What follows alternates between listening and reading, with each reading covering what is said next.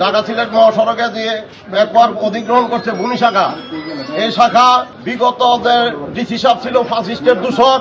উনি করছে কি, যাদের বিল্ডিং 2085 সালে মর্দাল সমতা বাজার হয়েছে, সেই 85 সালে আমাদের বাজারে কাজলের নামের একটা বিল্ডিং আছে, সেটাতে কৃষি ব্যাংক 2001 সাল থেকে নিয়ে 2025 সাল পর্যন্ত সেখানে কৃষি ব্যাংক দোতলা ছিল। সেটাও পর্যন্ত এই ফাসিস্ট সরকারের নিয়োগকৃত ডিসি সাহেব সে বিল্ডিং বাদ দিয়ে সমস্ত কিছু তাদের স্থাপনা সে বাদ দিয়ে গেছে। কারণ তার উদ্দেশ্য সে তখন বদলি হয়েছে। সে চিন্তা করছে আমি এত থাকলে তো 10 কোটি টাকা বিল হইলে তারা চাইছে 5 কোটি টাকা তো আমাদেরকে দিলে আমরা 10 কোটি টাকা বিল করব। এই যে একটা অবস্থা, এই নরসিংদীর ভূমি অফিস, এই ভূমি অফিসের যেহেতু আমাদের দল এখন ক্ষমতায়, আমরা চাই আমাদের এমপি মহোদয়রা যাতে এই ভূমি অফিসের এই দুর্নীতি বন্ধ করে, উনি যে তা বাতিল করে দিয়ে গেছে,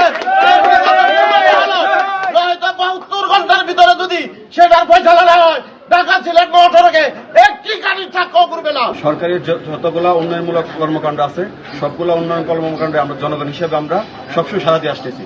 কিন্তু আমরা যেভাবে সাড়া দিচ্ছি, আমরা চাই সরকারও আমাদেরকে সাড়া দিক। যেমন আমার যে জমিন আছে সেটা আমার বাপদাদারা বুক দখল করে খাইছে, আমি সেটা করতেছি। তো সেটার বর্তমান বাজার মূল্য সর্বনিম্ন 50 থেকে 60 লক্ষ টাকা, সর্বোচ্চ 80 লক্ষ টাকা।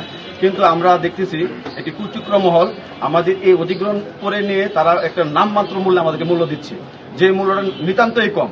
আর এই নিতান্ত কম মূল্য দিলে আমরা আমাদের যে সম্পদ হারাচ্ছি সেটা কোনোভাবে আমরা ক্রয় করতে পারবো না। তো আমাদের এখানে আসার উদ্দেশ্য একটাই, যে মাননীয় ডিসি মহোদয়ের কাছে জানানো যে একটা সঠিক তদন্ত করে আমাদের যাতে সঠিক মূল্য নির্ধারণ করা হয়। যদি সঠিক মূল্য নির্ধারণ করে দেয় আমাদের কোনো দাবি দেওয়া থাকবে না। আমরা সরকারের যে কোনো উন্নয়নমূলককে স্বাগত জানাই, কিন্তু পাশাপাশি এও জানাই যে আমাদেরকে নিঃস্ব করে, আমাদেরকে মেরে, আমাদের সর্বশান্ত করে সরকার যদি উন্নয়ন করে, এই উন্নয়ন আমরা চাই না।